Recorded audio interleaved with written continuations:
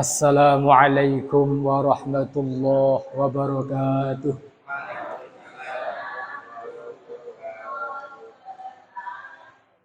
Bismillahirrahmanirrahim. Alhamdulillahi rabbil alamin.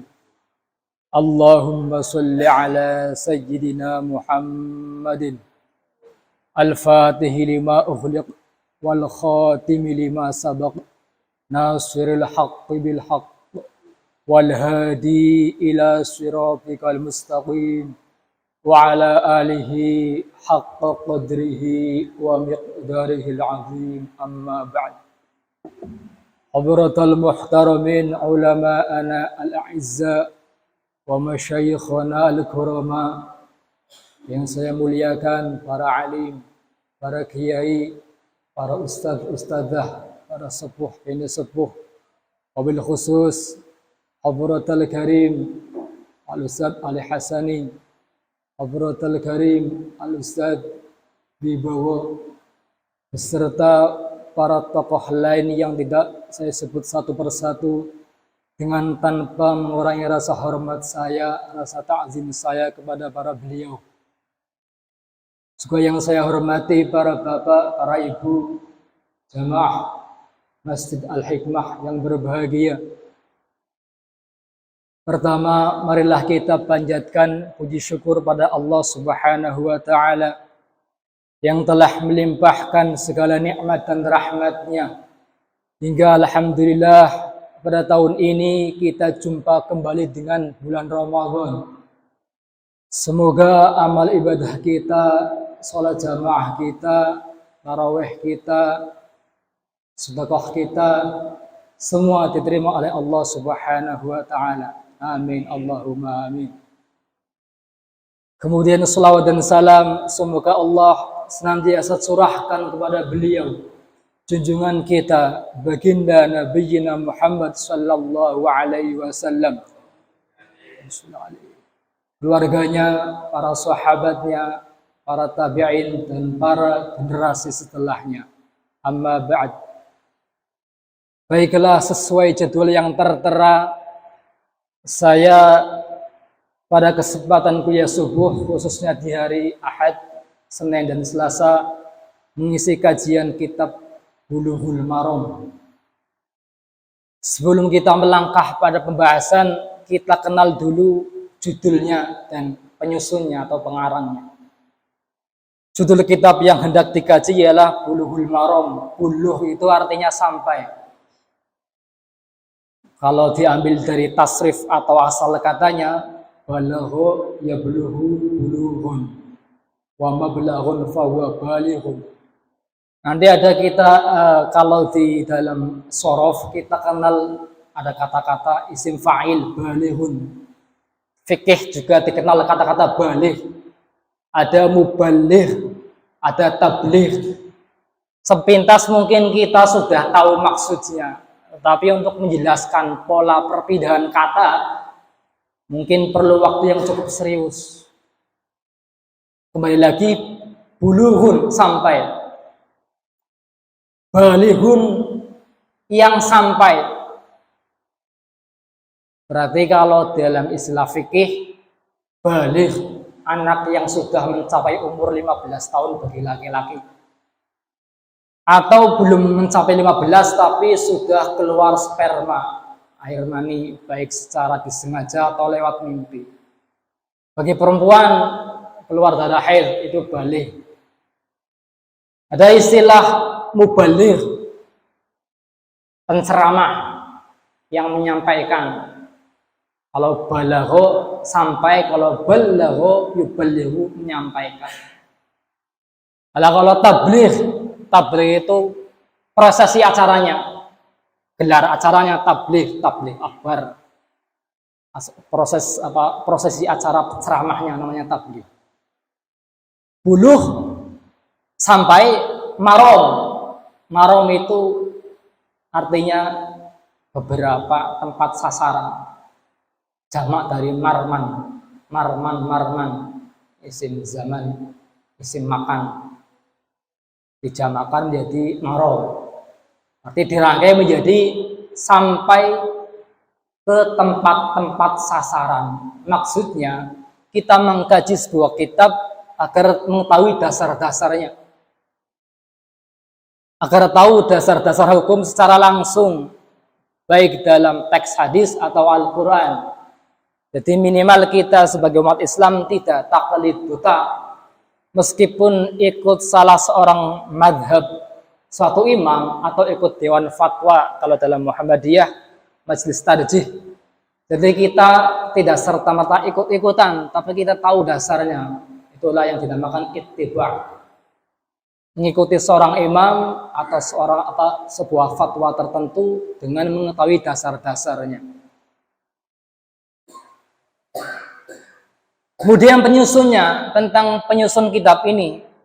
Pengarang kitab ini ialah Al-Imam Ibnu Hajar Al-Asqalani. Beliau Al-Hafidh. Hafidh itu kalau dalam bahasa Tegalan, Bapak Ibu mungkin kenal ya istilah hafidh. Hafidh wong sing hafal Quran kalau di Indonesia. Tapi untuk gelar seorang ulama atau di Timur Tengah, baik sejak dulu atau sampai sekarang, hafidh itu sebuah gelar yang disematkan untuk ulama ahli hadis yang hafal lebih dari 100.000 hadis sanad beserta matannya. Sekarang mungkin sudah tidak ada, hampir ya. Boleh diwong sing apal 1.000 hadis, apal kabeh sanad ya ora kelalen. Namanya disebut Hafidh Ibnu Hajar Al-Asqalani yang lahir pada tahun 773 Hijriah, wafat pada tahun 853 Hijriah. Beliau seorang muhaddis bermadzhab Imam Asy-Syafi'i. Namun penyusunan kitab Bulughul Maram, karena itu kajian hadis-hadis hukum, itu untuk dikaji semua madhab. Tidak tertentu pada madhab Imam Asy-Syafi'i, tapi semua madhab masuk. Ada yang pertama Imam Hanafi, Imam Maliki, Asy-Syafi'i, dan Imam Hambali. Dan Bung Sewu di lingkungan Muhammadiyah, Bulughul Maram pun sudah familiar, sudah dikenal. Kiai Muhammadiyah dulu juga mengkaji kitab ini. Bahkan sampai sekarang di Akademisi Muhammadiyah juga mengkaji kitab Bulughul Maram. Baiklah, saya akan baca kitab mulai dari awal. Namun sebelumnya kita baca Al-Fatihah dulu dengan harapan dapat keberkahan dari ilmunya. Kita bisa istiqomah, manfaat dunia akhirat. Amin Allahumma amin. Al-Fatihah. A'udzu billahi minasyaitonir rajim. Bismillahirrahmanirrahim. Alhamdulillahi rabbil alamin. Ar-Rahmanir Rahim. Maliki yaumiddin. Iyyaka na'budu wa iyyaka nasta'in. Ihdinas siratal mustaqim. Siratal ladzina an'amta 'alaihim ghairil maghdubi عليهم ولا الضالين آمين. Bismillahirrahmanirrahim. Bismillahi ngawiti ingsun kelawan nyebut asmane Gusti Allah. Ar-Rahmani kang maha welas asih ing dalam dunia lan akhirat. Ar-Rahimi tur kang maha welas asih ing dalam akhirat belaka. Ini mohon maaf saya baca makna lafziyah perkata dalam bahasa Jawa dengan maksud melestarikan dan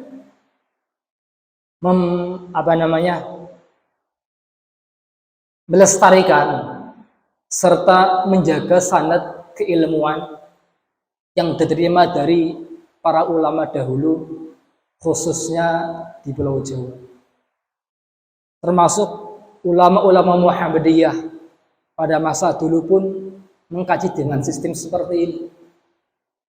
Beliau Kiai Haji Ahmad Dahlan sewaktu nyantri di Kiai Soleh Darat, Syekh Soleh Darat As-Samarani Semarang, dan Syekh Nawawi Al-Bantani yang keduanya itu juga guru besar Kiai Haji Hasyim Asy'ari, pendiri Nahdlatul Ulama, mengkaji sistem seperti ini.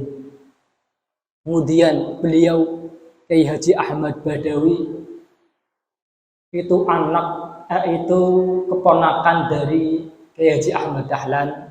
Beliau putra dari Nyai Hajah Siti Habibah. Hajah Siti Habibah itu adik kandung Kiai Haji Ahmad Dahlan. Beliau nyantri di pondok pesantren Lerot Karanganyar, nyantri di pondok pesantren Pacitan, Permas Pacitan, Jawa Timur. Juga Kiai Haji Mas Mansur. Beliau juga ketika masa kecil menimba ilmu di Kiai Khalil Bangkalan Madura, juga dengan sistem pondok salafiyah. Jadi alangkah baiknya kita lestarikan bahasa-bahasa seperti ini, mungkin didengar asing.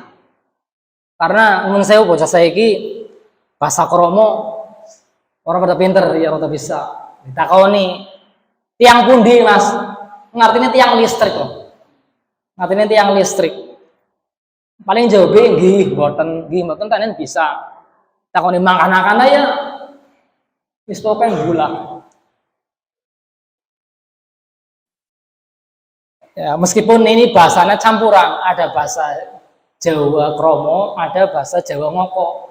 Ngoko maksudnya ngoko bahasa wetan. Ngoko Semarangan atau ngoko Solo ke sana. Maka saya baca dengan sistem lafdiyah. Kalau sekarang ada terjemah Quran lafdiyah dalam bahasa Indonesia. Bismillah dengan menyebut nama Allah Ar-Rahman yang Maha Pengasih, Ar-Rahim lagi Maha Penyayang, begitu.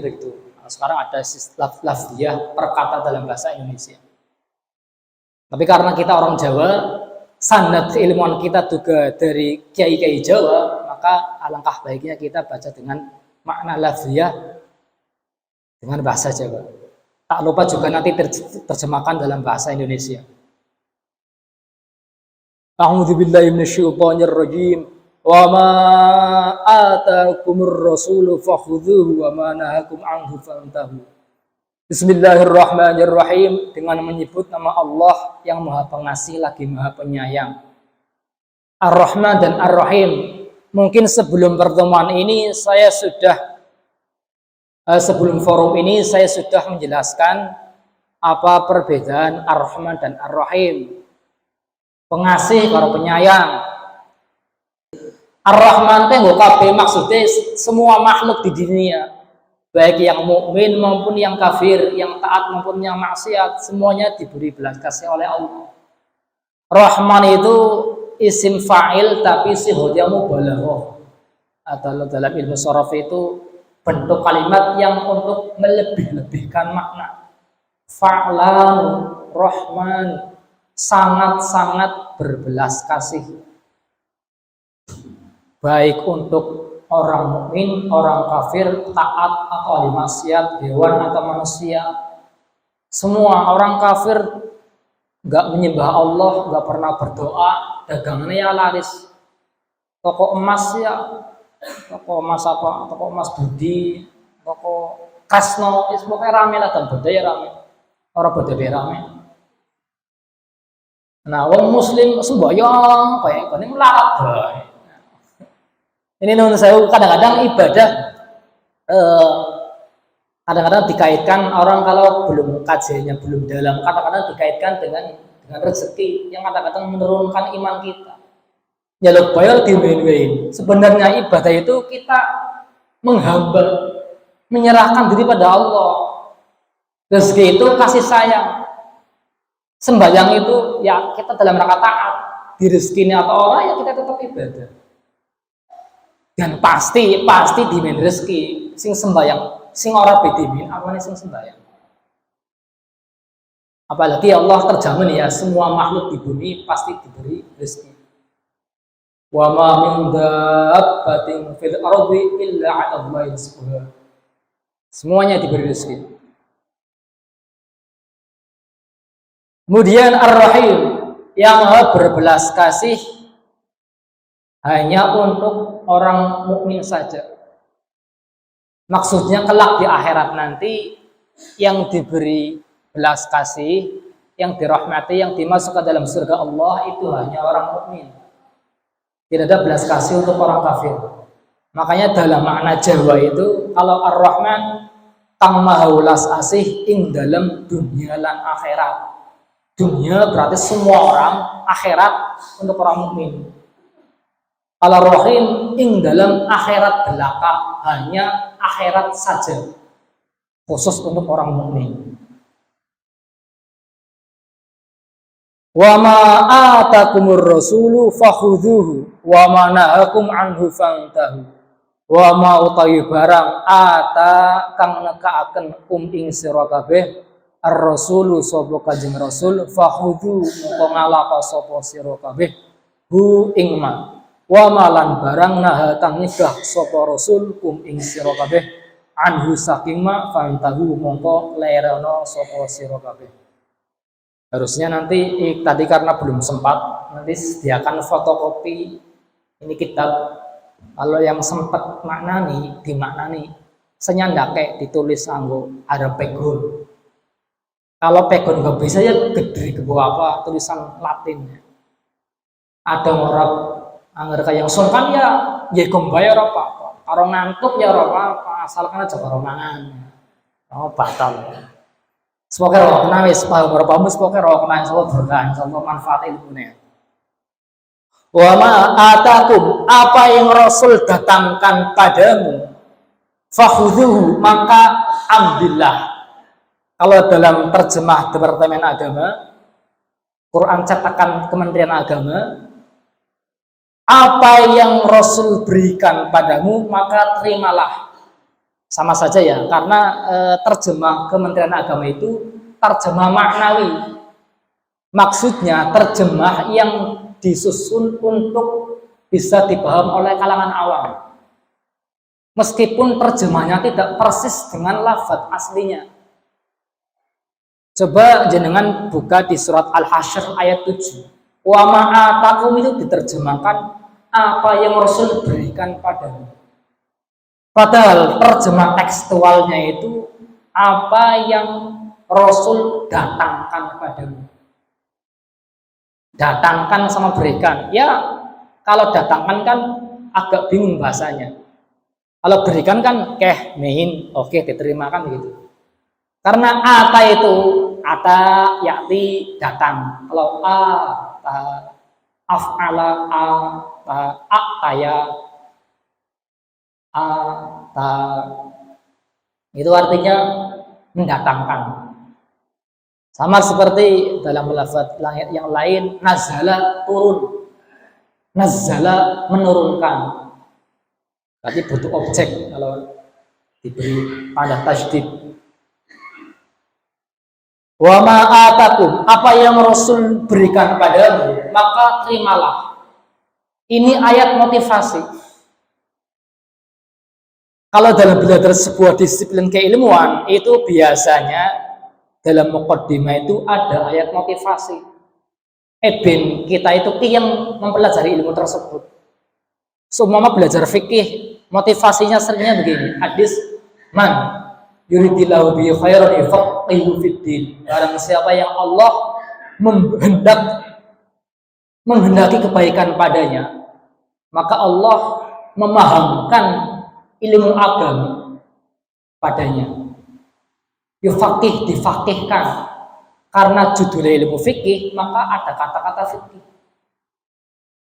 Apa yang Rasul berikan kepadamu, maka terimalah. Dan apa yang Rasul cegah, maka tinggalkanlah. Ayat ini menunjukkan bahwa kita harus taat pada Rasul. Tidak cukup taat pada Allah saja.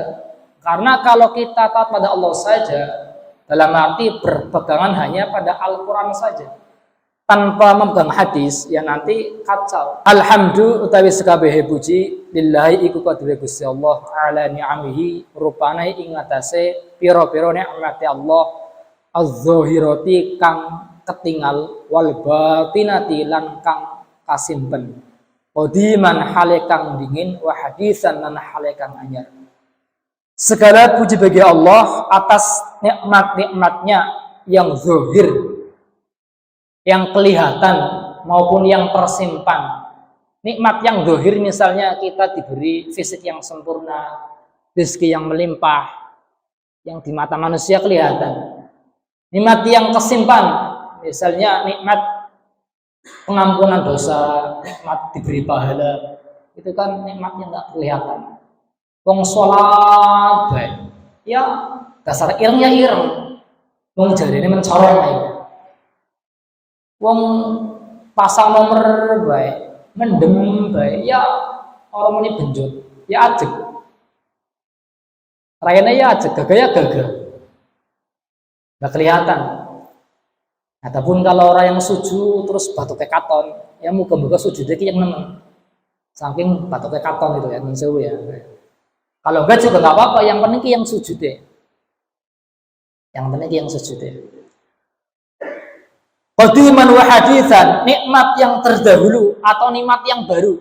Nikmat yang terdahulu, nikmat yang ketika kita di alam kandungan. Di alam kandungan ibune mangan vitamin, ya anaknya melu sehat. Ibune mangan sayur-sayuran, yang dalam kandungan juga ikut memakan sari-sarinya. Bisa bergerak di alam kandungan itu nikmat ya. Karena banyak juga yang di kandungan tapi tidak selamat. Maka kalau kita nikmat itu lihat yang lebih bawahnya. Yang lebih, maka kita menjalani ibadah dengan rasa syukur itu lebih baik daripada kita menjalani ibadah menurut saya karena keterpaksaan, karena orang kepenak dan sebagainya ya. Apaan terawih lah, orang kepenak, isin orang terawih. Si ikhlas apa orang? Insya Allah ini pahala daripada orang. Nah, tapi ya mestinya harus dikikis, rasa itu harus dihilangkan. Apalagi kalau masalah sedekah. Sedekah ikhlas, kalau orang ikhlas mending di jawabannya jadi kayak entus.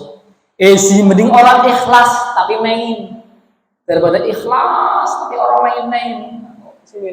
Karena yang dibutuhkan itu pemberiannya bukan ikhlasnya.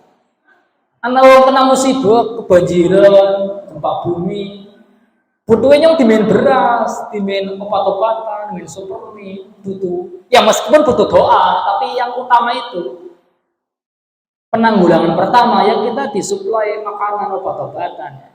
Tapi itu kelas awal. Walau demikian kita harus melatih bertahap. Karena amal yang utama itu paling hebat itu ikhlas. Wassalatu utawi tambahi rahmat azim wassalamu lan keselamatan ala nabiyhi iku ing atase nabine Allah wa rasulihi lan utusane Allah Muhammadin rupane kanjeng Nabi Muhammad wa alihi lan keluargane Nabi Muhammad wa sahbihi lan pira-pira sahabat Nabi Muhammad alladzina kang saru kang padha lumaku sapa alladzina fi nusrati dinihi ing dalam nulung agamane Nabi Muhammad sayron kelawan dumaku hasisan kang rikat wa ala atba'ihim lan ing atase pira-pira pengikute sahabat alladzina kang warisu kang padha marisi sapa alladzina ilmahum ing ilmune sahabat wal ulama'u utawi ulama warasatul anbiya'i iku pewaris pira-pira nabi akrim bihim duh mulyane kabeh warisan kang marisi wa maurusan lan hale wa maurusan lan den warisi. Kemudian salawat dan salam muqaddimah setelah basmalah hamdalah dan salawat. Salawat dan salam tercurah pada nabinya. Salawat siapa? Kita sering dengar kata-kata salawat, tapi nun sewu artose sudah paham atau belum? Atau mungkin sebagian sudah paham ya Bu, Pak. Salawat itu rahmat atau kasih sayang disertai dengan penghormatan atau pengagungan tercurah pada Nabi Muhammad. Jadi Allah itu di samping memberi belas kasih terhadap Nabi Muhammad, juga Allah itu mengagungkan pada beliau. Dibuktikan dengan ayat-ayat Al-Quran. Setiap Allah memanggil nama Nabi Muhammad pasti dengan sebutan gelarnya.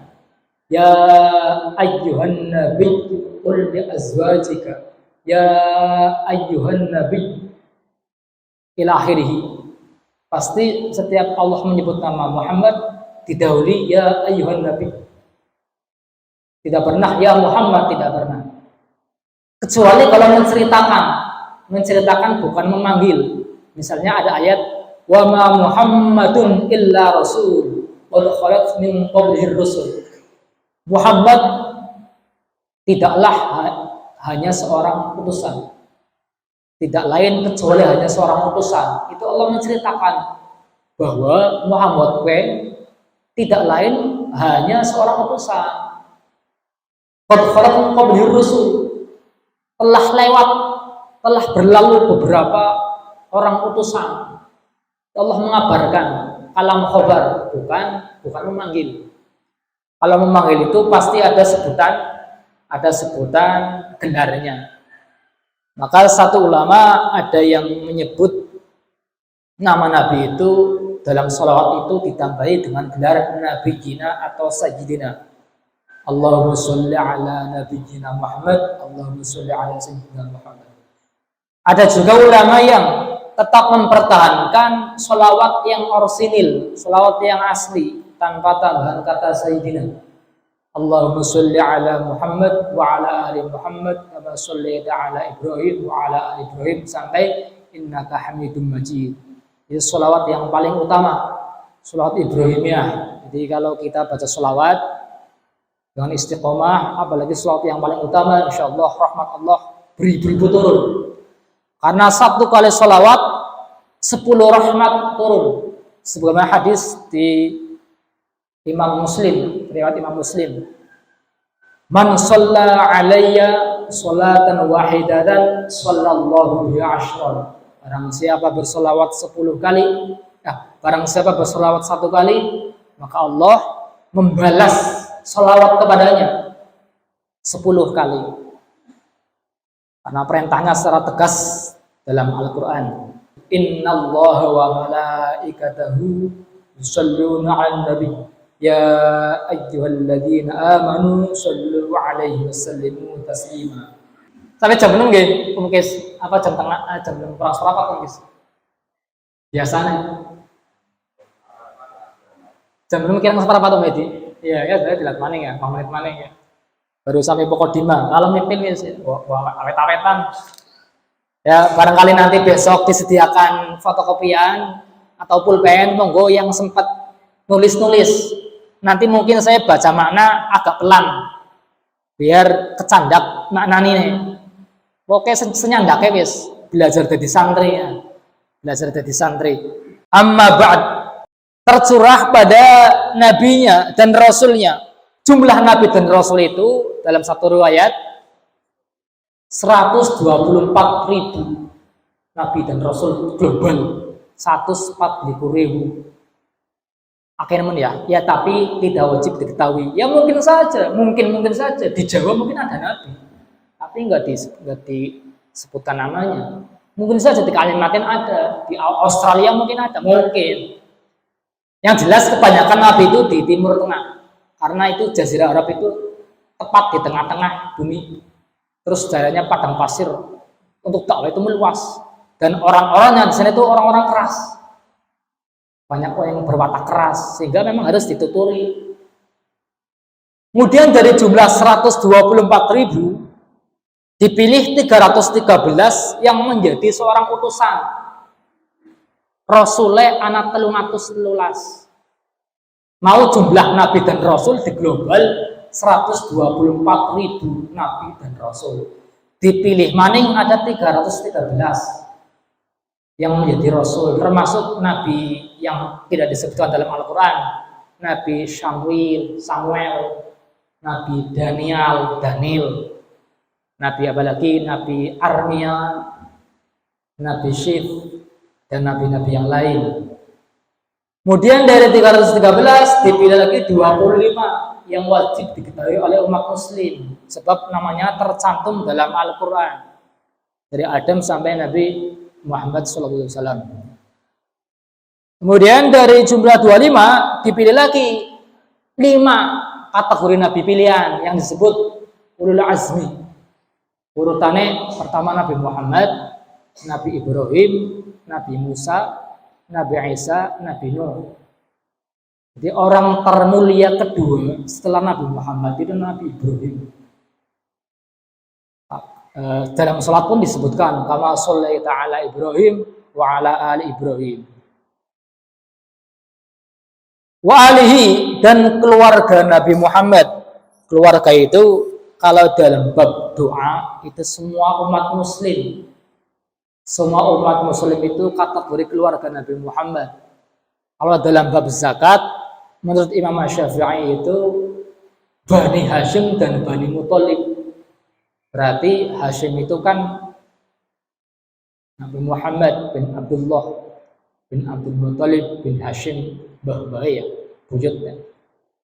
Keturunannya buyut Nabi Muhammad turun sampai sekarang itu disebut keluarga Nabi atau ahlul bait. Cara saya ke Habib lah namanya. Itu keluarga Nabi. Maka tidak boleh menerima zakat. Tidak boleh menerima zakat itu keluarga Nabi. Namun untuk bab doa termasuk dalam sholat itu mencakup semua umat muslim. Wasahbihi dan pada para sahabatnya. Sahabat tapi jumlahnya banyak sekali. Ratusan ribu sahabat yang dikenal kita kenal hanya 4. Sahabat Abu Bakar, Umar, Utsman, Ali. Saya sebagai apa maning ya? Mas Kes, Pasar. Saya sepapat apa maning lim? Sahabat selain papat gue. Di sinten Mas? Siapa bae aran-arane Mas itu? Arqam nggih. Talha bin Ubaidah ya. Pakai akeh mun ya, tapi nyebutna keder ya. Asline kan dia apal. Ayo bareng ditakoni, ayo keder blengeng. Yang dikenal dalam hadis kan kita sering dengar ya, Abu Hurairah, Ibnu Mas'ud, Ibnu Abbas, Abu Sa'id, Alqamah, Zubair, Muawiyah, banyaklah pokoknya. Baik yang dikenal maupun yang tidak dikenal, semuanya itu dalam disiplin ilmu mustalah hadis, semua sahabat itu adil, diterima periwayatannya. Baik sahabat itu hafal hadisnya banyak atau tidak, baik kecil atau besar, semua sahabat itu diterima periwayatannya. Karena dalam Al-Quran itu sudah jelas. Kuntum khaira ummatin ukhrijat linnas. Kuntum itu khitabnya pada sahabat.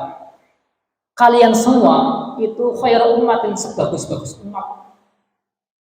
Itu Allah menegaskan bahwa sahabat itu diistimewakannya. Maka sahabat itu semuanya terpilih. Bagi yang terlibat dalam konflik berdarah peperangan Siffin antara sahabat Ali dan Muawiyah sampai terjadi pertumpahan darah, saling bunuh-membunuh, itu pun tetap dikategorikan orang-orang soleh. Kita khusnudon mereka, istihad mereka itu melakukan peperangan. Kita jangan sampai menjelekan sahabat, karena ada sekelompok kaum yang tidak menerima periwayatan sahabat selain keluarga Nabi. Ada nuwun sayu, barangkali di sini tidak ada ya, ada kalangan Syiah itu tidak menerima riwayat sahabat. Umar, Utsman itu tidak menerima. Abu Bakar pun, sekelas Abu Bakar pun tidak diterima periwayatannya. Kalau Ahli Sunnah wal Jamaah itu menerima semua sahabat, itu semuanya orang-orang terpilih. Nah, jam 6 kurang seperempat. Ya. Mungkin demikian yang dapat saya sampaikan. Bila ada kata-kata yang kurang berkenan, kurang sopan, keterangan yang kurang dapat dipaham, saya mohon maaf sebesar-besarnya. Bila taufiq wal hidayah wa hidayah. Wassalamualaikum warahmatullahi wabarakatuh.